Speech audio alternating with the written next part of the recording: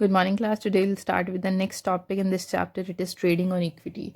Trading on equity means by using more debt capital in the capital structure of the company, increasing the income of the equity shareholder. मतलब कि जितना ज़्यादा आप अपने capital structure में debentures को use करेंगे उससे इक्विटी शेयर होल्डर्स की इनकम इंक्रीज होगी. This is called the trading on equity. कि किसी भी कंपनी को debentures, debenture is a cheap source of finance. कि if you are using a cheap source of finance, इसकी वजह से कंपनी की मार्केट में वैल्यू इंक्रीज होगी and obviously the equity share holders income will increase by using this trading on equity. So this is about the trading on equity.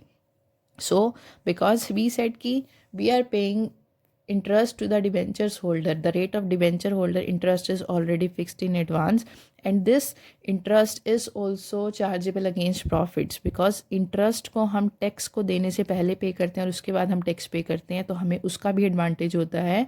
Dividend is paying after tax, so वहाँ पर हमें tax का benefit नहीं होता. So by using this trading and equity concept we will increase the wealth of the equity share holder. With the help of this example, this will be clarified. Before this, हम कुछ terms पढ़ेंगे tool kit में. Earning before interest and taxes, earning before interest and taxes जो हमने cash flow में किया था कि प्रॉफिट्स में से टैक्स और इंटरेस्ट देने वाला से पहले वाला profit is called EBIT. Then we have EPS. EPS is earning per share. Profits में से इंटरेस्ट और टैक्सेस लेस करने के बाद जो प्रॉफिट बचता है that is for the equity share holder divided by number of equity share. This is called the EPS, earning per share. Now look at the example. For example, दो companies हैं, एक x company है, एक Y company है. दोनों की capital है 10 lakh rupees, 10 lakh rupees.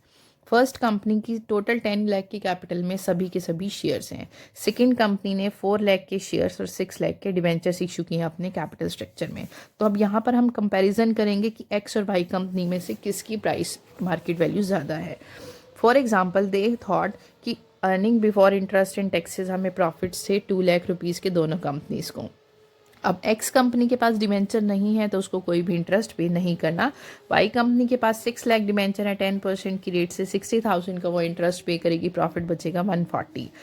The rate of tax assume it is 30%. तो यहाँ पर प्रॉफिट है 2 लाख का, 30% दिया टैक्स 60,000, 140 का दिया 42. हमारे पास प्रॉफिट बच गया 140 इसके पास, 98,000 इसके पास. अब हमें निकालनी है अर्निंग पर शेयर की वैल्यू करती हैं. 1,40,000 rupees is the amount of profit and here the shares are of rupee 1 lakh. क्योंकि 10 लाख है, 10 का ईच है, तो number of shares are 1 lakh, तो मार्केट वैल्यू पर शेयर आ गई 1.4. सेकेंड कंपनी में प्रॉफिट है 98,000 रुपीज़ का and the shares are of rupee 4 lakh, 10 each, तो 40,000 shares and the value is 2.45 here. So by this, it is concluded that the company, if a company is using debentures in their capital structure, उसकी market value increase होगी as compared to the second company जो debenture issue नहीं कर रही. So this is the trading on equity. And one more thing for this trading on equity. Trading on equity के लिए ये important है कि जो हमारी रेट ऑफ इंटरेस्ट है या रेट ऑफ इन्वेस्टमेंट है is always higher than the rate of interest. मतलब अगर आपको रेट ऑफ इंटरेस्ट ज़्यादा मिल रही है, रेट ऑफ रिटर्न आपकी हायर है रेट ऑफ इंटरेस्ट से, in this situation you will get the advantage of trading on equity. तो ट्रेडिंग ऑन इक्विटी का एडवांटेज हमें उसी सिचुएशन में होगा जब कंपनी अपने कैपिटल स्ट्रक्चर में डिबेंचर्स को यूज़ कर रही है, और debenture is a cheap source of finance as you know. तो हमारी रेट ऑफ इन्वेस्टमेंट जो हमें मिलनी है वो हमारी ऑलवेज हायर होनी चाहिए रेट ऑफ इंटरेस्ट से. देखिए, एज पर दिस क्वेश्चन जो रेट ऑफ इंटरेस्ट थी वो हमारी थी डिबेंचर्स के ऊपर 10%, तो हमें सिर्फ 10% से ही डिबेंचर्स का इंटरेस्ट पे करना था. अब this is rate of interest. अब रेट ऑफ इन्वेस्टमेंट क्या होगी? जो आपने प्रॉफिट अर्न किया 2 लाख रुपीज़ का डिवाइडेड बाय टोटल इन्वेस्टमेंट कितनी है 10 लाख रुपीज़, तो रेट ऑफ इन्वेस्टमेंट इज़ 20%. मतलब 10 लाख की टोटल कैपिटल है, 2 लाख का हम प्रॉफिट अर्न कर रहे हैं, तो हमारी रेट ऑफ इन्वेस्टमेंट है 20%, which is more than the rate of interest. 10% की डिवेंचर से ज़्यादा है, तो हम ट्रेडिंग ऑन इक्विटी का एडवांटेज गेन करेंगे. अगर आपका प्रॉफिट यहाँ पर सपोज ये कर रहे हैं 80,000 है, 80,000 में आपकी रेट ऑफ इन्वेस्टमेंट कितनी होगी 80,000 divided by 10 lakh, it is 8%, जो कि 10% डेब्ट से लेस होगी. तो इस सिचुएशन में हमें ट्रेडिंग ऑन इक्विटी का एडवांटेज नहीं होगा. Now this is about the trading on equity. Significance: trading on equity is important for the company when they are using the more debt capital in their capital structure. Limitation: company के पास जब regular earning होगी तभी ये benefit होगा, जब regular earning increased होगी मतलब हमारे प्रॉफिट ज़्यादा होंगे, एज आई कैन से कि रेट ऑफ इन्वेस्टमेंट मोर होगी डेब्ट से, तभी हमें इसका एडवांटेज होगा. सफिशिएंट फिक्स कैपिटल के लिए हमारे पास सिक्योरिटी भी होनी चाहिए. Now the factors affecting your capital structure decision. The first is cash flow position. अगर आपके बिजनेस की कैश फ्लो की पोजीशन अच्छी है, आपको इजीली कहीं से भी कैश अवेल हो जाएगा, तो आप डिबेंचर्स इशू करेंगे as compare to the shares. Interest coverage ratio. If your company is in a position to cover the amount of debentures interest, अगर आप डिबेंचर्स के इंटरेस्ट को कवर कर सकते हो then you will issue debenture, otherwise you will issue in shares. The formula for ICR is EBIT upon में interest. Next we have debt service coverage ratio. Debt service coverage ratio का formula है profit after tax plus depreciation plus interest plus non cash expenses divided by preference dividend interest and repayment of obligation. They said अगर आपकी DSCR मतलब जो ICR की weaknesses थी उनको remove करने के लिए DSCR का ओरिजिन हुआ. तो DSCR आपको रिफ्लेक्ट्स करती है कि कैश पेमेंट कितना है बिजनेस में इन कैश रिसोर्सेज के अवेलेबल होने से. अगर आपकी रेशो ज़्यादा है मतलब DSCR की रेशो ज़्यादा आती है देन यू विल यूज़ डेब्ट, otherwise you will issue shares. Return on investment: if your return on investment is more than the rate of interest then you will issue debt. Cost of debt: if you are considering the cost point of view तो obviously debt हमारा cheap source of finance है, तो हम debentures को issue करेंगे as compared to the shares. Tax rate: as I said कि tax का benefit हमें डिबेंचर्स के सेंस में होता है, शेयर्स में हमें टैक्स का बेनिफिट नहीं होता.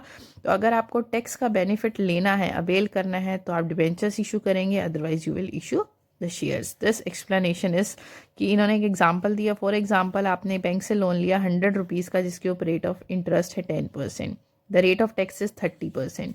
तो आपको 10% से इंटरेस्ट देंगे तो 10 रुपीज़ का इंटरेस्ट होगा, उसके ऊपर 3 रुपये का टैक्स पे करेंगे, तो अल्टीमेटली आपको 7 रुपीज़ के अमाउंट की सेविंग होगी. 7 रुपीज़ लास्ट में बचेगा for the equity share holder. तो यहाँ पर ये कहना चाह रहे थे कि अगर आपने 3 रुपीज़ का टैक्स सेव किया बिकॉज आपने जो डिबेंचर्स के 10 रुपीज़ का इंटरेस्ट था उसके ऊपर अगर आप 30% से टैक्स पे करते तो आपको 3 रुपीज़ देना पड़ता. तो अल्टीमेटली 10 रुपीज़ का इंटरेस्ट में से 3 रुपीज़ का टैक्स सेव करने के बाद आपकी कॉस्ट आपको 7 रुपीज़ ही पड़ी है. So this is cheaper as compare to the shares. Cost of equity capital: cost of equity capital also affects your debentures. अगर आपकी कॉस्ट ऑफ इक्विटी कैपिटल ज़्यादा है तो obviously you are using debentures as compare to the shares. But एक maximum level तक आप debentures को use कर सकते हैं, उसके बाद कंपनी के लिए ज़्यादा डिबेंचर इशू करना बेनिफिशियल नहीं होगा, उसको अपने शेयर्स ही इंक्रीज़ करने पड़ेंगे. फ्लोटेशन कॉस्ट: फ्लोटेशन कॉस्ट होती है कि सर्टिफिकेट्स को इशू करने में जो हमारे एक्सपेंसेस, ब्रोकरेज, कमीशन, स्टेशनरी वगैरह हमें पे करनी पड़ती है. So this is higher. जिसकी भी ज़्यादा है उसको अवॉइड करके हम सेकेंड को इशू करेंगे. रिस्क कंसिडरेशन: रिस्क में 2 चीज़ें आती हैं. आपका एक आता है ऑपरेटिंग रिस्क जिसमें हम फिक्स्ड कॉस्ट को इन्वॉल्व करते हैं, जैसे बिल्डिंग का रेंट, पेमेंट ऑफ सैलरी, ये सब हमें देनी ही पड़ती है whether we are in profits और लॉसेस. सेकेंड है फाइनेंशियल रिस्क जिसमें आपको फिक्स्ड रेट ऑफ इंटरेस्ट से डिविडेंड जो फिक्स्ड होता है वो पे करना होता है. अगर आपकी ऑपरेटिंग रिस्क ज़्यादा है तो आप डिबेंचर्स को अवॉइड करेंगे, अगर आपके ये कम है तो आप डिबेंचर्स इशू कर सकते हैं. Flexibility: if you want flexibility in your capital structure, obviously capital structure flexible होगा जब आपने डिबेंचर्स को रिडीम किया है, बिकॉज शेयर्स का पैसा कंपनी लाइफ टाइम पीरियड तक वापस नहीं करती. In this situation company will issue debentures. अगर वो फ्लेक्सिबिलिटी को मेंटेन नहीं करना चाहती then they will issue shares. Control के प्रोस्पेक्टिव से शेयर होल्डर्स का कंपनी के ऊपर कंट्रोल ज़्यादा होता है, डिबेंचर होल्डर का कोई भी इन्वॉल्वमेंट नहीं होता कंट्रोल में.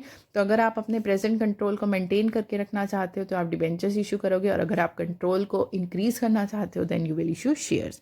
Regulatory framework: as per the rules and regulation जो भी स्टैंडर्ड्स हैं, लाइक डेब्ट इक्विटी का रेशियो है 2:1, तो वो स्टैंडर्ड मेंटेन करके भी आपको रखना है as per the SEBI guidelines when you are issuing your capital structure. Stock market situation: market की सिचुएशन पे भी डिपेंड करता है कि आपको कौन सा सोर्स यूज़ करना है. अगर मार्केट की सिचुएशन हाई है, अच्छी है, आपकी मार्केट वैल्यू शेयर की इंक्रीज्ड है, तो आप इशू कर सकते हैं शेयर्स। अगर मार्केट में रिसेशन की सिचुएशन है, डिप्रेशन की सिचुएशन है, जहाँ पर आपकी market value of shares down है, उस सिचुएशन में आप शेयर्स इशू नहीं कर सकते।